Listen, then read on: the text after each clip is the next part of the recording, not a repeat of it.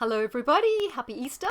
I thought we would have a little bit of a gossipy chat. I know some of you enjoy that, and I thought we'd keep it light-hearted because sometimes the Easter weekend can be a real drag, and we need to, look at things in a more light-hearted way. Yes, I know I'm not outside, but I will explain later. So I thought we would start with this tweet from Jenny Eclair. Now, if you are lucky enough never to have heard of that woman, or you live in the Australia or America, she is a so-called comedian, very unfunny. She's a comedian, I think she's in her 60s, but she could be in her 80s, who knows. And she says here, I have COVID again. Caused a great deal of cancelled work, stress and hassle. I'm gutted. The rules are now very vague. Well, I don't think we have any, so great. But having recently had a non-COVID virus for 6 weeks, hashtag ADE, I firmly believe that if you are unwell with something contagious, you should keep the F away from people. Well, I actually replied to this and I recommended that she should keep the F away from people because her brand of humor is toxic and obnoxious. But anyway, David Vaughn says there, I hope you've had all your jabs. Yeah, I hope so. Because, it's such a good idea. Oh, gosh, these people. So let's continue. Let's continue to gossip. I'm just going to go over here to Twitter to see now. There's a whole lot of stuff going on with Carol Vorderman, which I'll show you now. So here, let's just have a look at this. Someone says here, now Nicola Sturgeon's husband's been arrested and there's inappropriate use of funds and blah-de-blah. Now look at this. Someone says, I'd like to hear what a body language expert makes of Nicola Sturgeon constantly patting her left shoulder. So I had to watch it. It really is extreme. It's like she's got a dislocated shoulder. That isn't, I thought, oh, well, she's just going like this, like a bra strap issue. We've all had this. But no, it's quite unnatural. It's like, what signal is she sending someone? Is this some sort of code? Because why would you be putting your hand? I don't think I've ever had a conversation where I felt the need to clutch on my shoulder. Unless you've got a handbag and you're pulling it up to make sure it doesn't fall off, or you still live in South Africa and you're clinging to your handbag for dear life. Or maybe Chicago or San Francisco, I don't know. But anyhow, I did find that odd. No idea on that one. Listen to this. Probably leaked. Oh yes, this was to do with a whole lot of documents by the Five Eyes being leaked. And someone says probably leaked by Trump sympathizers to put a bad light on the Biden administration. And I said like they need any help looking bad or looking pathetic. Really isn't. Now this is an interesting one. Do you remember, and I've gone on about it a lot, so you will remember, the Russian pranksters who made a fake call to that stupid defense person, Ben Wallace, in the UK, and he was totally taken in by it, and he was explaining what tanks were being sent to Ukraine via Poland, blah, blah, blah. Well, these pranksters have caught Christine Lagarde. You notice she looks really old in this picture. Usually, she's got this permatam, which she must be going to the same salon as Tony Blair, and she really showing her age there. Now, David Vaughn says, isn't this interesting? Pranksters Vorderman and Lexus posing as Zelensky tricked Christine Lagarde, president of the European Central Bank, and she disclosed a plan to launch a digital euro in October that will give central banks control of how citizens can spend. Interesting. Now, we know that they plan to introduce digital currencies which are programmable so they can limit what you spend, but amazing that she admits this, but I'm slightly suspicious about these pranksters. Is this predictive programming or just trying to seed it into the public consciousness? I find it hard to believe that they're consistently making phone calls to people like this and getting away with it. Although it's possible, because these people are not as on the ball as they like everyone to think. Who knows? But that's frightening. But I do think digital currency will first be rolled out to people who are taking benefits, who take a pension, people who are somehow or fall into universal basic income, people who are doing that. Because that'll be the easiest. People who have independent income, maybe less so, or maybe even civil servants, they can roll it out to. Yes, of course, Andrew Tate is now out of prison if he was ever in prison. Now, strangely enough, remember when he was in prison a few weeks ago, supposedly? As you know, I don't trust the guy's father with CIA. I've got my suspicions about how legit he is. I think he falls into the same category of Jordan Peterson. They are there to contain the frustrations of mainly white males or white American males, Christian males, that kind of category, because they both totally appeal to men, mainly white men. And I think they are targeting that demographic who the globalists have identified as a potential problem if they kick off. And so Peterson, in one way, has a slightly more intellectual approach, and then you've got maybe for a slightly older man, and then you've got Andrew Tate, who's going for the fitness fanatic kind of much younger guy with a message, and that message is meant to keep these people in a box, to stay home, do nothing, focus on yourself, focus on your own life, don't worry about the bigger picture, you're fine, and this fake spirituality, which I totally don't buy. As I said to you before, I listened to Andrew Tate on Delingpole. I was quite okay with a lot of what he said. Some of it was quite sensible. But I do think this is a carefully orchestrated character that he's playing, and I think overall his message is bound to be a format of a controlled opposition. Now, when he was in prison a few weeks ago, they were running an article in the Daily Mail that he had a chest scan, and he had a cancerous, what looked like a cancerous growth on his lung. And then people saying, I don't know what people were saying. Maybe they were saying shame, sympathy. I'm not sure what they were saying. But I immediately thought back to Nazanin, I've forgotten her surname at the moment. She was a lady, Iranian, married to a British guy, went back to Iran on holiday, was arrested and was in prison for a long time, maybe about 5 years. And there were also stories, I think she is released now back in the UK, and there were stories of, she had terrible breast pain and she had breast cancer probably, and she wasn't getting the treatment, but then that just went away. That was dropped. Now we have the same scenario. Andrew Tate, he's the lung scan, lung cancer, and then that sort of goes away. So have my suspicions about those stories, really big suspicions about them. Okay, that's, I won't go into that story. Yeah, this guy also says Dr. Malhotra vaccinated, Dr. Andrew Bridgen vaccinated, Dr. John Campbell boosted, Mark Steyn vaccinated, Dr. Malone vaccinated. Be careful as you choose who you choose your heroes. I will always come down on the side of people who didn't have it at all.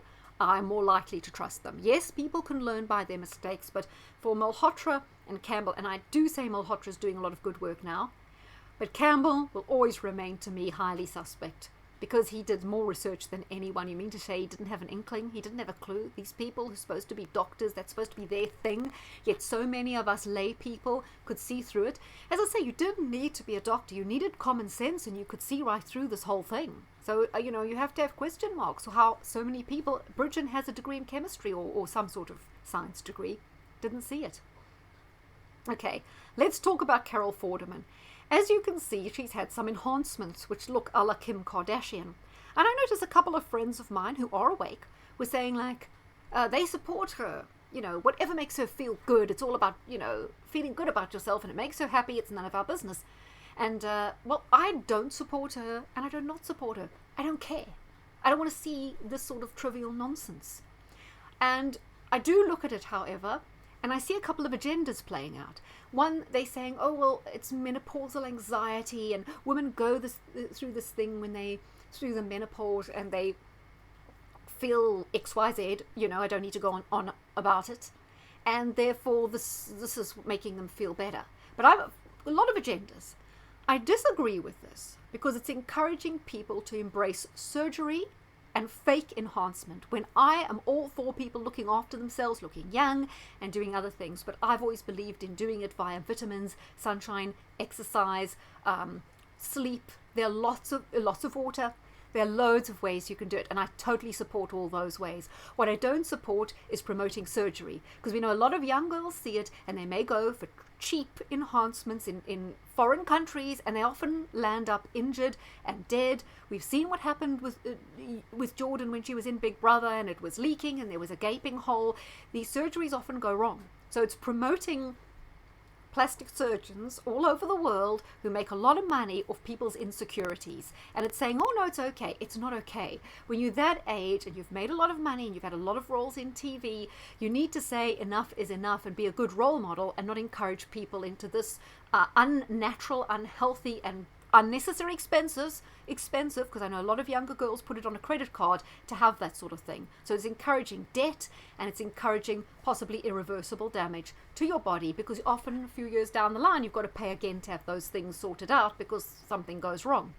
But I'm also sensing an agenda. Now, in the UK we have this has-been celebrity, used to be on Big Brother, presenting it, Davina McCall, and she's on about the menopause, and then there's this Carol on about the menopause.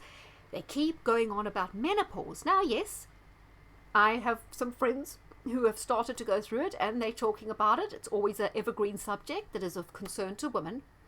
But I think, now let's think about menopausal women. They no longer will have periods. Some may have a hysterectomy, and so they wouldn't have a uterus, and they can no longer have a baby. What other category of women are like that? Trans women. So I think they're going to say, wait a minute, you can't say trans women aren't women, because all those things you say about trans women, that they can't have a baby, they won't have periods, they don't have a uterus, applies to a lot of older women, menopausal women, you see. So they are real women. And then a lot of trans women would have this, like Carol, and this. So you see, they are real women, because real women of a certain age are exactly the same. And lots of real women have loads of fake bits. So you can't say trans women have fake bits. Clever play, isn't it? That's a sort of great insight you only get here. I don't think anyone else is saying that. Lisa Shaw was one of the first ladies in her early 40s, a presenter with BBC Newcastle, who unfortunately perished because of AstraZeneca. And there was no doubt about it, because the coroner said. So, yeah. But her husband is fighting hard, and he's going to be taking legal action against AstraZeneca. I say good on him. I say what a fantastic husband. Great to know that he cares this much about his late wife. It's very touching, fully supported, well done. And why aren't more families doing this? I think this is brave and fantastic. Okay. And NATO, I don't think we're that interested in that one at the moment. Shell Club Godfrey, there's something here I wanted to show you. Yes, funny, he's got a... I said he's fighting the Ukraine war one line at a time. Gonzalo Lira saying that he thinks after the counter-offensive fails, Zelensky will flee Kiev. I've predicted that for I think I said about May. Okay, counter-offensive the spring, fails, coup against Zelensky, he's whisked out to safety by the CIA. I agree. Jenna Ellis says there's no question the Trumps are a very tight-knit family. Yeah, I think that's a problem in some cases. I was looking at a lot of Trump's backers, and do you know that he receives donations from Larry Fink of BlackRock, Stephen Schwartzman of Blackstone, and that's worrying. He gets a lot of donations from pharmaceutical people as well. Not the big ones like Pfizer, but other companies, and also Johnson & Johnson. So you can see a problem there. However, he does get donations from a lot of people who own hotels. Can't see a particular agenda there. And people who support Austrian economics. So I support that. So not all his donors are that bad. There's an interesting thing here called the Calvin Coolidge Project. Probably we'll look at that in more detail, because I forgot it was even on there. But Gonzalo Lira says the Sino-American War is coming in 2025, and that's a leaked report by Mike Minahan, 4-star general. Okay, and there it was again. Okay, there was Jay Dye was really excellent on his last show, although I don't know what he's done with his hair. It's like worse than mine. Yes, then we have this person. Now, have you noticed, since there was a lot of pushback against Julia Hartley-Brewer, people came out the woodwork to defend her. And one of the people is Tonia Buxton. Now, Tonia Buxton, I think she's some sort of restaurant critic celebrity. So she was a mainstream celebrity in a minor way, and used to be on various programs. But she came on with Gareth twice, and I remember her so well, because at the one stage she's sitting in her kitchen. Now, I know I'm sitting in my kitchen. And, but I'm not on big time. So she's talking to Gareth Ike, and it sounded like someone was going nuts in the kitchen. I mean, the banging and the crashing in the kitchen was unreal. I mean, I don't know why she didn't turn around and say, enough already. You know, you're talking and people are trying to hear your information, and you've got someone going berserk in the kitchen. These people are so, I don't know, oblivious sometimes. So yeah, she came on with Gareth Ike twice, and she was talking against lockdown and blah, blah, blah. Now look at her now. She says, 3 years on, and I want to say thank you, in capitals, to Julia Hartley-Brewer, Mike Graham, useless, Alison Pearson, never heard of her, and Lucy Johnson, never heard of her either. You were the only true journalists asking the questions we needed answered. You kept me sane. You are brave and brilliant. You were and are right. History will remember you all as heroes. I wrote there, brave and brilliant. I mean, this is serious hyperbole, and such absolutely transparent attempt to curry favour to get yourself back in mainstream media. Why is the mainstream media so addictive that these people can't walk away from it? I just see people as so driven by peer pressure. They have to be in, they have to be being invited to BBC. They can't walk away from that lifestyle, that clique, the possible money involved, the potential to get their mugs on TV. Is it absolute materialism, vanity, the need for acceptance, an incredible insecurity that they need to be accepted by the cool people or the perceived, I don't know, whatever. Why would you possibly say that? I mean, all Julia Hartley-Brewer was going on about was lockdowns and the economic impact. She was A for everything. She gave the most weakest little pushback you could possibly do. And now this Tonia Buxton, but it shows what these people are like. And I just wonder why these people were ever even interviewed by Gareth Icke. It's clear that they were just, I don't know if they were even controlled opposition. I don't know what they were, but whatever they were, they can't wait to get back where they were. In terms of the mainstream, I find them all sickening. I've walked totally away from that. I wouldn't ever accept any, well, I wouldn't get any, but anyway. I just keep well away from this stuff. Let's come back to Carol Vorderman. This is what I've tweeted her. I said, Carol Forders, I see you are very excited about a Labour victory. Yeah, she was pushing on her page, Labour's going to win in a landslide. I said, Labour have an extremely stringent attitude to climate. And as I recall, you have a pilot's licence and a plane. So I wonder if that's compatible with sustainability. You are an agenda-pushing hypocrite. Yeah. I remember when she was in I think it was she was in I'm a Celebrity, Get Me Out of Here, which I'm ashamed to say I did sometimes watch like 10 years ago and more. Must have been desperate. And she said she had a pilot's license and boasted she had her own plane. Oh, a small plane, but still.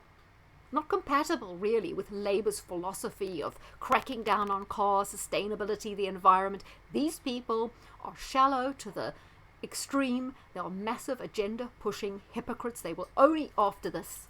And people should walk away from them at all costs. Have a good Easter.